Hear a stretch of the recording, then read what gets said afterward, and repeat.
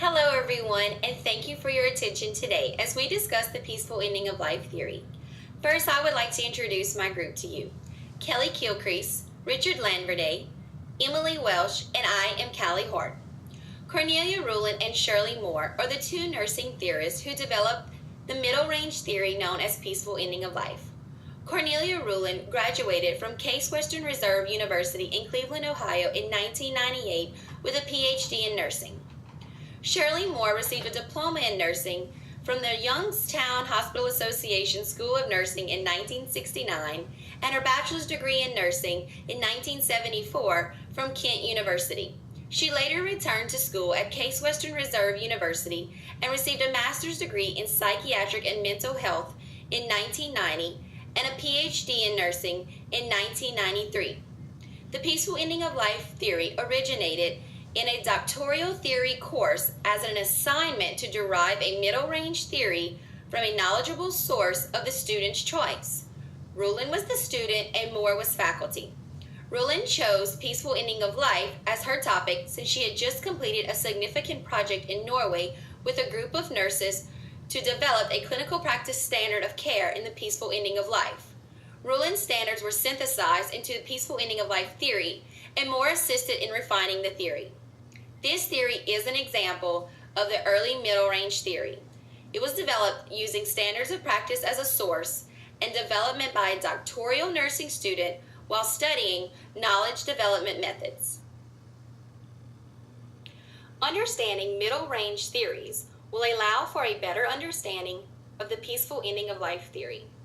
Middle range theories are mostly related to nursing practice. They are the least abstract and more specific with an emphasis on identifying nursing practice questions. Middle range theories concepts often describe more specific circumstances. Explanation and prediction linkage between nursing intervention and patient outcomes in middle range theories are significantly useful in guiding nursing practice. The peaceful ending of life theory was developed in the use with terminally ill patients and their families with specific boundaries related to time, setting, and patient population. This theory includes nursing actions, which are constructed to advocate positive outcomes for patients along with their families. Rulin used major clinical practice experiences from a group of expert nurses. The primary theoretical source used is Donna Bedyan's model of structure, process, and outcomes. Donna Bedyan's model was developed from general system theory, which aids in understanding the complexity of different healthcare issues.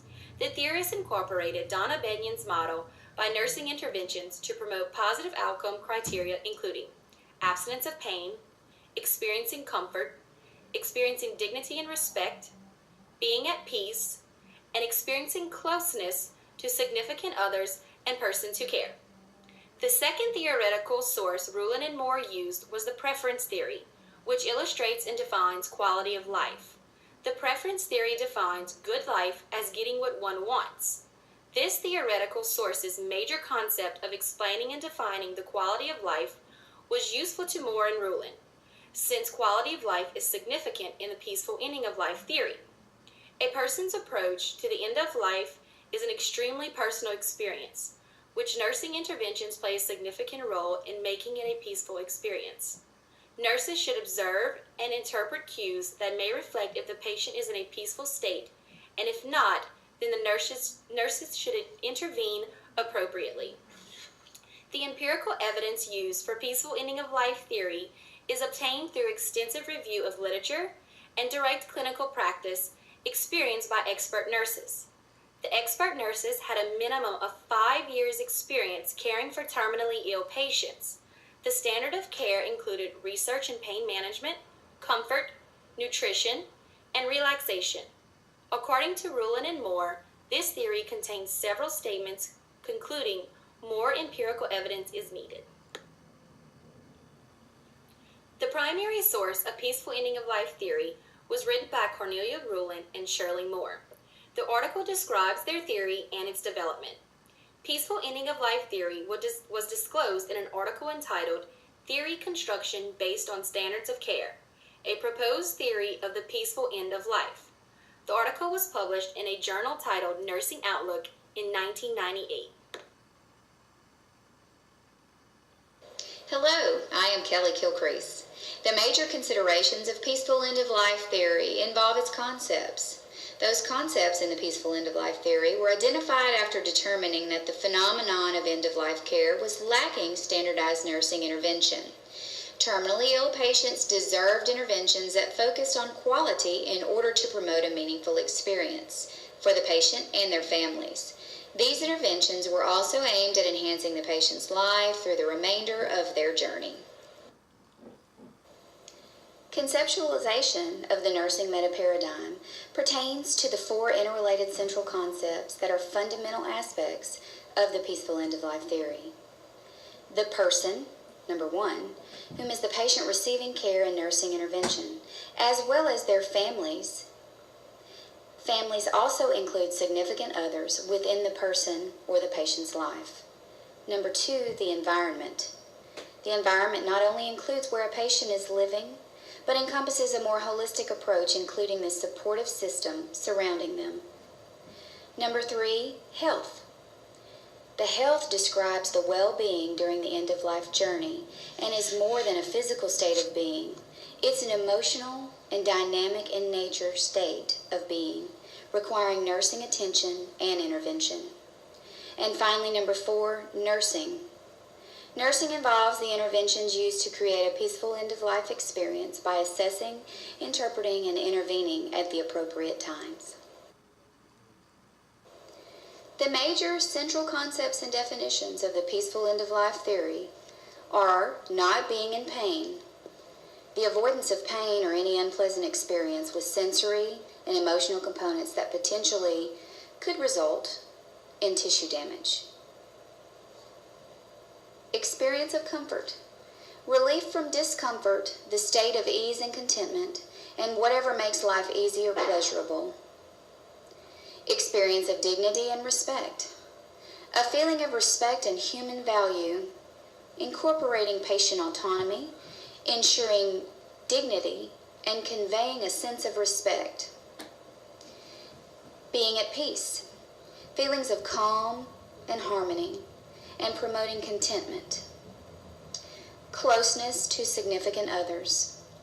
Conveying the feeling of connectedness to those who care for them. This type of closeness is limitless and can be physical, emotional, or both. The peaceful end-of-life theory can be defined as freedom from pain or discomfort, along with the experience of comfort and dignity, a feeling of being at peace and closeness to others. There are two major assumptions in the peaceful end-of-life theory. All feelings and experiences at the end of life are personal and specific to each individual. Nursing care is crucial for a peaceful end-of-life experience, as nurses are able to individualize care. Nursing care provides for assessment, interpretation, and intervention to facilitate a peaceful experience. There are also two additional implicit assumptions. Significant others play an important role in the end-of-life care of a patient. End-of-life care has the primary goal of maximizing treatment through the use of technological means and comfort measures to augment quality of life and promote a peaceful death. Rulin and Moore, 1998, emphasized 6 theoretical assertions in the peaceful end-of-life theory. Pain is managed through pharmacologic and non-pharmacologic resources. This intervention leads to the outcome of being pain-free. The second assertion is directed at managing discomfort, facilitating rest, and preventing complications, all of which contribute to the patient's experience or perception of pain or discomfort. Autonomy sums up the third assertion, utilizing inclusion of the patient and significant others in decision-making to promote dignity and respect. Emotional support with assurance and timely response to meet patients' needs is the fourth assertion. Guidance, encouragement, medication, and a listening ear contribute to a peaceful experience. Family participation in care or attendance to family needs enhances the patient's feelings of closeness with their significant others, and that is the fifth assertion. This incorporation is holistic in nature and assists in the creation of a peaceful environment. The sixth and final assertion by Rulin and Moore, 1998, is that the patient's experiences of being pain-free, having comfort and dignity, as well as respect, being at peace and close to significant others contribute to the overall peaceful end of life experience. Hi, my name is Emily Welch, and today I'm going to discuss with you the concepts, relationships, and the schematic of peaceful ending. The concepts of this schematic are not being in pain, experiencing comfort, experiencing dignity and respect, being at peace, and having a closeness to significant others and people who care. The first concept of this schematic is not being in pain. You can either monitor or administer pain relief, pharmacologically or non-pharmacologically. When administering pharmacological measures, it's important to watch for interactions through the classes and side effects. Non-pharmacological measures include relaxation, repositioning, heat and ice, distraction, and decreasing environmental stressors. The second concept of this schematic is experience of comfort. Preventing, monitoring, and relieving physical discomfort is vital with end-of-life care. Pain assessments are also vital when you're dealing with end-of-life patients. You can do this through the number scale or even a flat scale, which is faces, legs, activity, cry, and consolability for your pediatric patients. The Glasgow Coma scale can also come in handy. Facilitating rest, relaxation, contentment, those are all important. Group activities together. Maintain a positive environment, but a peaceful environment. Also know what your patient's wishes are. Would they like palliative care, or are they still holding on to their hope? The third concept of this schematic is experience of dignity and respect. It is important to include the patient and significant others in decision making. End-of-life care does not mean end of autonomy. Even if your patient is comatose, it's still important to make decisions at the bedside because they can still hear things that are going on. Treat your patient with dignity, empathy, and respect. Always know what their wishes are and always have them in mind. Being attentive to your patient's wants, needs, wishes, and preferences are important. Will they need outside services? The chaplain, child life services, or even social services may be available for you to use. Being at peace is the fourth concept of the schematic. Providing emotional support to patients and their families is important. It's also to understand as an advanced practice nurse that grieving is a process. It starts with denial and isolation, goes to anger, then to bargaining, depression, and then finally acceptance. End of life can be scary, so anti-anxiety medications may be needed. Inspiring trust is important. It's important to establish rapport with your patients and their families. Provide patients and significant others with guidance in practical issues. Do they have a living will, a power of attorney, or even a DNR? Information or people to talk to may be needed. Providing physical assistance of another caring person may also be important. Some people who are participating in end-of-life care do not want their significant others to have to undergo the stress of this. A care partner or even group therapy may be needed. The final concept of this schematic is closeness to significant others and people who care. Facilitating participation of significant others is important, but we also must remember that they go through the grieving process as well. While the patient may have accepted what's going on, the family or significant other may still be in denial or angry. Attending to significant others' griefs, worries, and questions will help. Know what's going on and know how to explain it to them. Their learning style may be different. Discussion, video, reading material, or even a translator may be needed. Support groups will also benefit family members as well. Facilitate opportunities for family closeness will help in the end-of-life care. Make sure that distractions are minimal and time for occurrences is available. Logical form in the peaceful end-of-life theory was derived from a standard of care centered on an extensive review of literature and the experiences of expert oncology nurses. Rulin and Moore incorporated literature and clinical practice knowledge in the development of this theory using inductive and deductive logic. No identified flaws of logic were noted. Peaceful end-of-life theory is present within nursing research, nursing education, and advanced nursing practice. In regards to research, Rulin has plans to continue the development of her theory through graduate students in her research program. In 1998, Rulin and Moore stated their theory is new and should be further developed and refined. One idea considered in refining peaceful ending of life theory is merging the three concepts of pain, comfort, and peace to determine outcomes associated with physical and physiological symptom management. Studies for the future also include bridging the gap between peaceful end-of-life theory to other mid-range theories such as acute pain, pain management, and unpleasant symptoms. The peaceful end-of-life theory is taught in many nursing courses with an emphasis on care of the patient and the family. This theory was offered in an American Journal of Critical Care online course in 2000 as a continuing education course for critical care nurses. Rulin and Moore focused on their theory aiding in the care of hospice patients and palliative care. Peaceful end-of-life theory is used by advanced practice nurses in the care of terminally ill patients. Hi, my name is Richard Landaverde, and today I'm going to be speaking about the implications of the peaceful end-of-life theory. The peaceful end-of-life theory is a theory that helps nurses and advanced practice nurses that are caring for patients that are terminally ill. According to Rulin and Moore, this theory provides a new perspective that will help advanced practice nursing for patients that are nearing the end of life. Through their work, Rulin and Moore derived 5 outcome indicators that contribute to peaceful end of life. These are as follows. 1.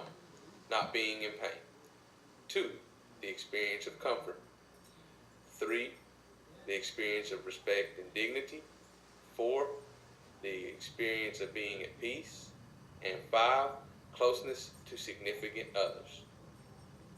Using these outcome indicators, the advanced practice nurse can ensure that the patient will have the best possible experience during this stage in life. In a clinical scenario in which an advanced practice nurse is caring for a 77-year-old patient with terminal lung cancer, this theory can be of great use. Using the identified indicators, the advanced practice nurse can develop a plan of care. Each indicator can be addressed as follows. The experience of pain can be addressed by ensuring that proper pain medication is prescribed to the patient to ensure that pain is at the lowest possible level. The experience of comfort can be addressed by referring the patient to hospice to ensure that some form of nursing care is available to the patient. The experience of respect and dignity can be addressed by involving the patient in all aspects of their care and accommodating their wishes to the best possible ability of the practitioner. Closeness to significant others and peace can be addressed by performing a psychological evaluation to ensure that the patient is at the lowest stress level possible. Also, the advanced practice nurse can assist the family and the patient in ensuring that proper plans are made during this stage of life. Clearly, this theory provides a guideline and gives clear goals that will help the practitioner develop a proper plan of care to ensure that the patient has the best possible experience during this stage of life. In summary, when one is caring for a terminally ill patient, physical healing is usually no longer a subject. So it is the nurse's responsibility to assist the patient with a peaceful death. This includes alleviating pain, ensuring that loved ones are available for the patient, and maintaining the patient's dignity and respect throughout this stage of life. As a nurse, one may not have cared for the patient throughout the illness. However, the nurse's care for the patient today will affect the patient's ultimate outcomes